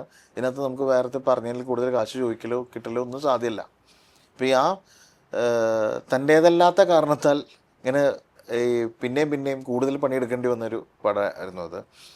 അതിൽ ഞങ്ങൾക്ക് ഭയങ്കര സന്തോഷമുള്ള ഇത് ഇടയ്ക്ക് വെച്ച് ഞങ്ങൾ മാറിയിരുന്നു. ഞങ്ങൾ മാറപ്പെടുകയോ ചെയ്തു. മോഹൻലാലുമായിട്ടാണോ ഞങ്ങൾ സംസാരിച്ചത്? ജിജോ സാറാണ്. ജിജോ സാറായിരുന്നു അതുണ്ടായിരുന്നു. വന്നത് പ്രൊഡക്ഷനിൽ നിന്നാണ്. പ്രൊഡക്ഷനിൽ നിന്നും അല്ല, ഡയറക്ഷൻ ഡിപ്പാർട്ട്മെൻറ്റിൽ നിന്നാണ് വന്നത്. അങ്ങനെ ഞങ്ങൾ പോയി ജിജു സാറിനെ കണ്ടു. ജിജു സാറ് തന്നെ ജിജു പിന്നോസ് കോ ഡയറക്ടർ ആയിരുന്നു ആദ്യം. മൂപ്പരാണ് സ്ക്രിപ്റ്റ് ചെയ്തിട്ടുള്ളത്, ആദ്യം സ്ക്രിപ്റ്റ് ചെയ്തിരുന്നതാണ്. അതിനുശേഷം ഞങ്ങൾ 2 തവണയും 3 തവണയും മറ്റോ ഡയറക്ടറുമായിട്ട് മോഹൻലാലുമായിട്ട് ഇരുന്നിട്ടുണ്ട്. ഇപ്പോൾ ലാൽ സാറായിട്ട് ഇരിക്കുന്ന സമയത്ത് ചില കാര്യങ്ങളിൽ മൂപ്പർക്ക് ഭയങ്കര ഇന്ന ക്യാരക്ടർ ഇങ്ങനെ ആയിരിക്കണം, ഇതിങ്ങനെ പാടുള്ളൂ എന്നുള്ളതിനെ പറ്റിയൊരു വ്യക്തമായ ധാരണ വെച്ചിട്ടാണ് മൂപ്പര് വരണത്. അപ്പോൾ എന്നാൽ എനിക്ക് തോന്നുന്നു ആ സമയത്ത് മൂപ്പര് അമ്മയുടെ ഒക്കെ ചുമതലകളൊക്കെ ഏറ്റ സമയമാണ്. അപ്പം ഇത് ഞങ്ങളിരുന്ന് സംസാരിക്കുന്നതിനിടയിൽ പോലും അദ്ദേഹത്തിന് പോകേണ്ടി വരികയും അങ്ങനെയൊക്കെ ചെയ്തിട്ടുണ്ട്. ഞങ്ങൾക്കുണ്ടായ ഇപ്പോഴും അഭിമാനത്തോടു കൂടി ഞങ്ങൾക്കിടയിൽ മാത്രം പറയുകയും ചെയ്യുന്നൊരു കാര്യം എന്താ വെച്ച് കഴിഞ്ഞാൽ, അതിലൊരു ക്യാരക്ടറുണ്ട്. അത് തിരക്കഥയിൽ അതൊരു മറ്റേ ഒരു ആഫ്രിക്കൻ ബ്ലാക്ക് ലേഡി ആയിരുന്നു, ഒരു വൂഡു പ്രാക്ടീഷണർ, ഒക്കൾട്ടൊക്കെ ചെയ്യുന്ന രീതിയിലത്തെ ഒരു തടിച്ച് പ്രായമുള്ള ഒരു സ്ത്രീ, കാലങ്ങൾക്കപ്പുറം പ്രായമുള്ള എന്നൊക്കെ പറയുന്നത്. അപ്പോൾ ഇതുമായിട്ട് ഈ സ്ക്രിപ്റ്റ് വളരെ ഡീറ്റെയിൽഡായിട്ടാണ് ജിജു സാർ എഴുതിയിട്ടുള്ളത്. അപ്പോൾ ഇത് വായിച്ചു കഴിയുന്ന സമയത്ത് ഇവർ കാര്യങ്ങൾക്ക് അപ്പുറത്തേക്ക് പ്രായമുണ്ടെന്നുണ്ടെങ്കിൽ അത് അവരെ പ്രായം നമ്മൾ ഡിഫൈൻ ചെയ്യേണ്ട കാര്യമില്ല എന്നൊരു ആശയം ഞങ്ങൾക്കിടയിൽ തോന്നി. 2, 3, 4 തവണ ഞങ്ങൾ കാസ്റ്റ് ചെയ്തിട്ട് ഈ നാട്ടിൽ നിന്ന് ഈ രൂപത്തിലൊരാളെ പുറമേ നിന്ന് കൊണ്ടുവരൽ വലിയ പ്രയാസമാണെന്ന് മനസ്സിലായി. കാരണം കോവിഡ് ഉള്ളതുകൊണ്ട്. പിന്നെ ഞങ്ങൾക്ക് ഉണ്ടായിരുന്ന ഒരു സിദ്ധി കമ്മ്യൂണിറ്റിയിൽ നിന്ന് ഒരാളെ കണ്ടെത്താന്നുള്ള അതിന് ശ്രമിച്ചു. അപ്പോഴും ഈ പറയുന്ന രൂപം ഞങ്ങൾക്ക് വേണ്ട രൂപത്തിലേക്ക് ഒരാളെ കിട്ടുന്നില്ല. അവിടെ ജോഷുവ എന്ന് പറയുന്ന ഒരു ഇൻ്റർനാഷണൽ മോഡൽ ഒരാളുണ്ട്. അപ്പോൾ ഇപ്പം ഞങ്ങൾ സംസാരിക്കുന്ന സമയത്ത് ഞാനിങ്ങനെ ചോദിച്ചു, ഈ പറയുന്ന ക്യാരക്ടറിനൊരു പ്രായം ഡിഫൈൻ ചെയ്യാൻ പറ്റുന്നില്ല എന്നുണ്ടെങ്കിൽ എന്തുകൊണ്ട് ഇത് സ്ത്രീ ആയിരിക്കണം? ഇതൊരു പുരുഷനുമായിക്കൂടെ? ഇല്ലെങ്കിൽ ഈ ക്യാരക്ടർ മറ്റേ പുരുഷൻ ഒരു ട്രാൻസ്ജെൻഡർ ആയിക്കൂടെ? കാരണം അങ്ങനെ ഒരു ജെൻഡർ സ്പെസിഫിക് ആയിട്ട് ഒരാൾ നിന്ന് ചെയ്യേണ്ട കാര്യവുമില്ല. അപ്പോൾ ട്രാൻസ്ജെൻഡറിനെ പറ്റി ഒരു പുരുഷനായിക്കൂടെ അല്ലെങ്കിൽ ഒരു ട്രാൻസ്ജെൻഡർ ആയിക്കൂടെ എന്നൊക്കെ വെറുതെ അതും ആകാം എന്ന് വെറുതെ ഒരു ഫ്ലോയിൽ പറഞ്ഞതാണ്. അപ്പോൾ അത് ഡയറക്ടർക്ക് ഇഷ്ടപ്പെട്ടു, ലാൽ സാറിന് ഇഷ്ടപ്പെടുമ്പോൾ അത് നല്ല തോട്ടാണ്, അത് നോക്കാമല്ലോ എന്ന് പറഞ്ഞതിന് ശേഷം ഈ ജോഷുവയുടെ കുറച്ച് ഫോട്ടോസ് ഞങ്ങൾ കാണിച്ചു കൊടുത്തു. അപ്പോൾ ജോഷു ഓക്കെയാണ്. കാണിച്ചു കൊടുത്ത കുറച്ച് ഫോട്ടോസിൽ ജോഷുവ ഉണ്ടായിരുന്നു. അപ്പോൾ അങ്ങനെ ജോഷുവിനെ ഇവർക്ക് ഇഷ്ടപ്പെടുന്നു. ജോഷു ബാംഗ്ലൂരാണുള്ളത്.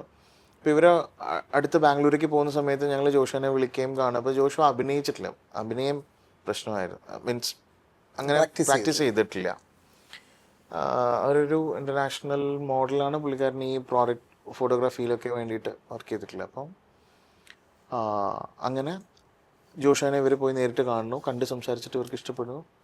ജോഷുവിനെ അഭിനയം പഠിപ്പിക്കാനുള്ള ഏർപ്പാടുകൾ ചെയ്യുന്നു. അങ്ങനെ ജോഷുവാണ് ആ ക്യാരക്ടർ ചെയ്തത്. ഈ ലോഞ്ച് പാഡിൽ ഓൾറെഡി അഭിനയം പഠിപ്പിക്കുന്ന പരിപാടിയും ചെയ്യുമോ അതോ? ഇല്ല, ഞങ്ങൾ അങ്ങനെയല്ല കേട്ടോ. അതിന് പറ്റുന്ന ചില സിനിമകൾക്ക് ഇപ്പം 41-ന് പിന്നെ അതായത് ലാൽജോ സാറിൻ്റെ സിനിമ 41-ന്, പിന്നെ വേറെ കമൽ സാറിൻ്റെ പ്രണയമീനുകളുടെ കടൽ, അങ്ങനെ 2-3 സിനിമകൾ. ഇതിനൊക്കെ വേണ്ടിയിട്ട് ചെറുതായിട്ട് ഞങ്ങൾ അതായത് ഒരു പ്രാക്ടീഷണറെ കൊണ്ടുവന്ന് ഈ ആക്ടിങ് വർക്ക്ഷോപ്പ് നടത്തുന്ന ഒരാൾ, ഈ പറയുന്ന ഡ്രാമ സ്കൂളിലൊക്കെ പഠിപ്പിക്കുന്നതൊക്കെ ആയിട്ടുള്ള അങ്ങനെ ആൾക്കാരെ കൊണ്ടുവന്നിട്ട് ഈ പർട്ടിക്കുലർ കഥാപാത്രത്തിന് സിനിമയ്ക്ക് വേണ്ടിയിട്ടുള്ള ഒരു വളരെ കുറഞ്ഞ ദിവസത്തെ ഒരു വർക്ക്ഷോപ്പ് ഉണ്ടാവും. ഇത് കഥാപാത്രമാക്കി മാറ്റുന്നതിനേക്കാൾ കൂടുതൽ ഇവർക്ക് ആ കഥാപാത്രത്തിലേക്ക് അവർക്ക് മനസ്സിലാക്കാൻ വേണ്ടിയിട്ടുള്ള ഒരു എൻവയോൺമെൻറ്റ് സൃഷ്ടിക്കുക എന്നുള്ളത് മാത്രമാണ്. അങ്ങനെ ഇവിടെയും അത് തന്നെ ചെയ്തത്. ഇത് പ്രൊഡക്ഷൻ നേരിട്ട് അങ്ങനെ ഒരു വേണമെന്ന് ലാൽ സാറും കൂടി പറഞ്ഞതിൻ്റെ പേരിൽ പ്രൊഡക്ഷൻ മുൻകൈ എടുത്തിട്ട് ചെയ്തിട്ടുള്ളൊരു കാര്യം. വേറൊരു കാര്യം ഞാൻ ഒരു എക്സാമ്പിളായിട്ട് പറഞ്ഞിട്ടങ്ങ് പറയാം. ഇത് ഇപ്പോൾ കാസ്റ്റിംഗ് എന്ന് പറഞ്ഞപ്പോൾ തന്നെ ഉള്ളതെന്ന് പറഞ്ഞാൽ ചില സമയത്ത് നമ്മൾ കാസ്റ്റ് ചെയ്യുന്ന ആൾ പാളിപ്പോവാം. പക്ഷെ പാളിപ്പോകുന്ന ആ ഒരു പോയിന്റിലാണ് ഡയറക്ടർ നിന്നിട്ട് അല്ല ഇതെനിക്ക് വേണ്ട എന്ന് പറയുന്നത്. ആ ഒരു ഓപ്ഷൻ ഓൾറെഡി ഉണ്ടാവുമല്ലോ. അപ്പോൾ ആ ഒരു ഡിസ്കഷൻ ഉണ്ടാവും. പക്ഷെ അപ്പോഴും പാളിപ്പോയ കാര്യങ്ങളും കാണുമായിരിക്കാം. അത് കൂടുതലും അങ്ങനെ വരാറുണ്ടോ? നിങ്ങളുടെ കേസിൽ എപ്പോഴെങ്കിലും അങ്ങനെ വന്നിട്ടുണ്ടോ? അതായത് നമ്മൾ കാസ്റ്റ് ചെയ്ത ആൾ വിചാരിച്ച രീതിയിൽ ഡെലിവറി ചെയ്യാതിരിക്കും, ഇവരെ വിളിച്ചത് ഇനിയിപ്പോൾ വലിയ മെനക്കേടായോ എന്ന് വിചാരിക്കുന്നൊരവസ്ഥയിലേക്ക് പോകേണ്ടി വന്നിട്ടുണ്ടോ എപ്പോഴെങ്കിലും? ആ ഏതെങ്കിലും ഒരു അങ്ങനെ ഉണ്ടായിട്ടില്ല. കാരണം എന്താ വെച്ചാൽ ഈ ഓഡീഷൻ അത്രയും ക്രിട്ടിക്കലായിട്ടുള്ളൊരു സംഗതിയാണ്. ഇപ്പം നമ്മളൊരു കാസ്റ്റിംഗ് കോൾ ഇട്ട് കഴിഞ്ഞാൽ ഞങ്ങൾ ഈ കാസ്റ്റിംഗ് കോളിൽ ഞങ്ങളുടെ ഏറ്റവും അവസാനത്തെ മറ്റേ റംകാർഡാണ്. അത് ഇടുന്നതിന് മുമ്പ് തന്നെ ഞങ്ങൾ മാക്സിമം ആൾക്കാരെ കണ്ടെത്താനുള്ള ശ്രമം നടത്തും. ഒന്ന് സ്റ്റോർ ഹൗസ് ഉള്ളതുകൊണ്ടാണ് നിങ്ങളുടെ അതാണ് അതുള്ളത് കൊണ്ടാണോ? അത് ഉള്ളത് കൊണ്ടല്ല. എൻ്റെ സംഗതി എന്ന് വെച്ച് കഴിഞ്ഞാൽ നമ്മളത് നേരത്തെ സംസാരിച്ചെന്ന് ഡിവൈറ്റ് ചെയ്ത് പോയതുകൊണ്ടാണ് ഞാനതും പറയാം. അതായത് ഒരു സിനിമയ്ക്ക് വേണ്ടിയിട്ട് ആ സിനിമയ്ക്ക് വേണ്ടി പർട്ടിക്കുലർ ആയിട്ടായിരിക്കും ഞങ്ങൾ ഓഡീഷൻസ് നടക്കുകയും ആൾക്കാരെ കണ്ടെത്തുകയും ചെയ്യുന്നത്. അതിപ്പം ബറോസിന് വേണ്ടിയിട്ട് കണ്ടെത്തുന്ന, അതിന് വേണ്ടിയിട്ട് നോക്കുന്ന ഒരു കാഴ്ച കൊണ്ട് അല്ലെങ്കിൽ ആ കണ്ണുകൊണ്ട് നമ്മൾ വേറെ സിനിമയ്ക്ക് അല്ലെങ്കിൽ ഈ ആർട്ടിസ്റ്റിനെ വെച്ചിട്ട് നമ്മൾ വേറെ സിനിമയ്ക്ക് അതിന് ചിലപ്പോൾ പറ്റണം എന്നില്ല. ചില ഭയങ്കര മെയിൻ സ്ട്രീം ആയിട്ടുള്ള ചില സിനിമകൾ ഉണ്ടാവാം. അതായത് മെയിൻ സ്ട്രീം ആയിട്ടുള്ള ഐഡിയാസിലുള്ള സിനിമകൾ ഉണ്ടാകും. അതിനകത്ത് നമുക്ക് അങ്ങോട്ടും ഇങ്ങോട്ടും വളരെ ന്യൂട്രലായിട്ടുള്ള ചിലവരെ അങ്ങോട്ടും ഇങ്ങോട്ടും മാറ്റിയിടാനൊക്കെ പറ്റും. ഇപ്പം എന്താ ആമിക്ക് വേണ്ടിയിട്ട് കാസ്റ്റ് ചെയ്യാൻ ഞങ്ങൾ ഓഡിഷൻ ചെയ്ത ആളാണ് ശരത് സഭ. അയാളെ ഞങ്ങൾ ഉപയോഗിച്ചത് തരംഗത്തിലാണ് ഞങ്ങൾക്കൊരു വേഷം കൊടുക്കാൻ പറ്റിയിട്ടുള്ളത്. ആമിയിലില്ല.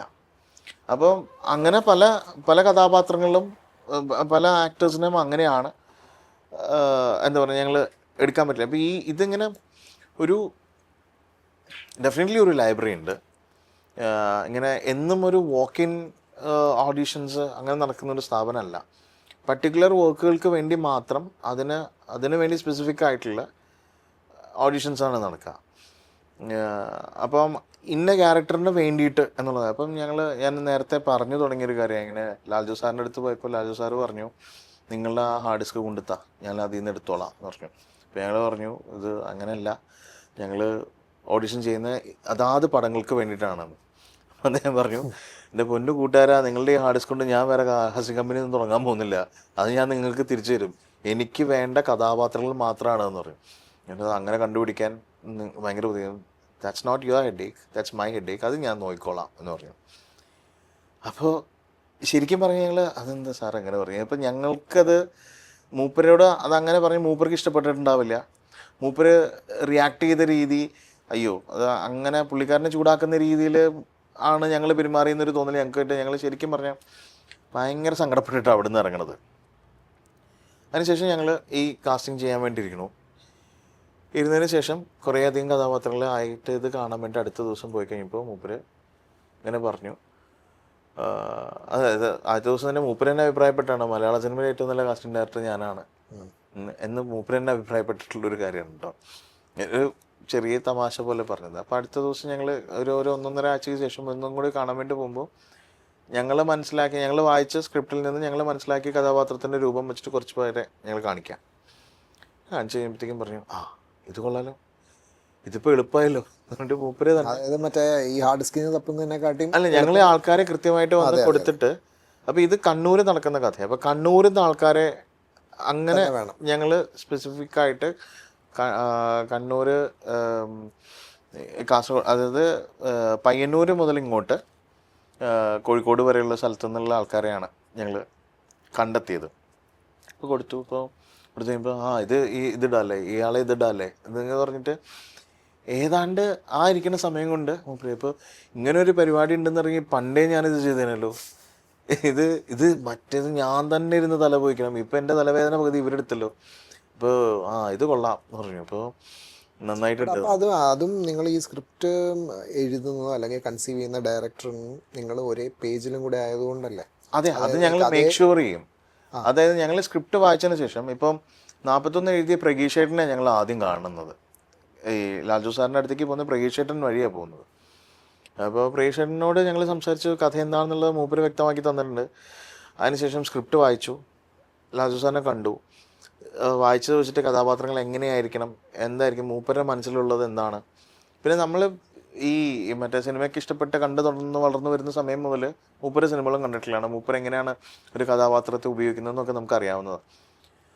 ആ ഒരു ശൈലി പിന്തുടർന്ന് തന്നെയായിരുന്നു. ആ ഒരു നോട്ടത്തിലൂടെ തന്നെ ഞങ്ങളും കാണാൻ ശ്രമിച്ചത്.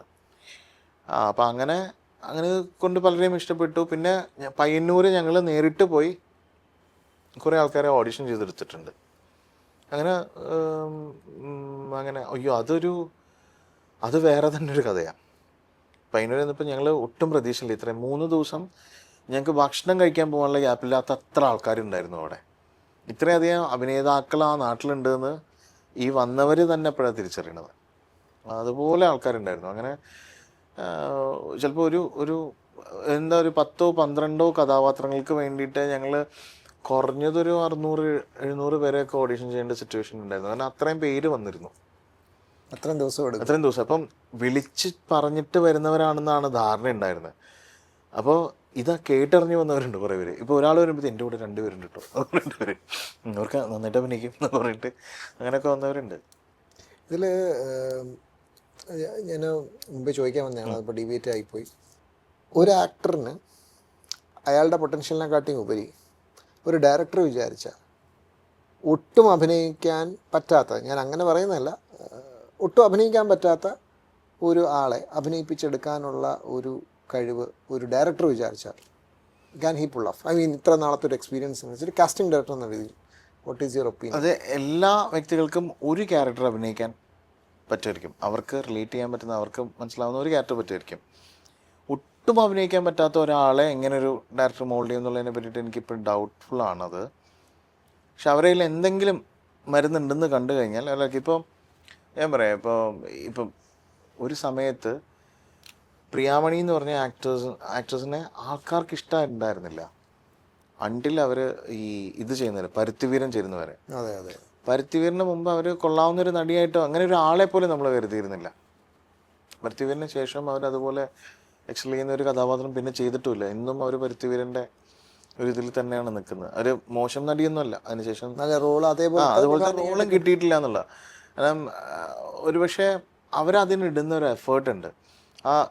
ഇവർക്ക് കൊടുക്കുന്ന ഒരു സ്റ്റോറി വേൾഡും അത് ഈ പറയുന്ന ഡയറക്ടറും റൈറ്ററും അല്ലെങ്കിൽ ആ ഒരു എൻവയോൺമെൻറ്റ് ഭയങ്കര ഇമ്പോർട്ടൻ്റാണ്. അപ്പോൾ എനിക്ക് തോന്നുന്നു നമ്മൾ കുറേ കാര്യങ്ങൾ കാസ്റ്റിങ്ങിനെ പറ്റി സംസാരിച്ചു. 2 കാര്യങ്ങളും കൂടെ ഒന്ന് ചോദിച്ചോട്ടെ. ഇപ്പം നേരത്തെ പറഞ്ഞു ഹിന്ദി ചെയ്തിട്ടുണ്ട്. ഹിന്ദി ഏതൊക്കെയായിരുന്നു ആക്ച്വലി? ഡയറക്ട് ടു കാസ്റ്റിംഗ് അസോസിയേറ്റോ ആണോ?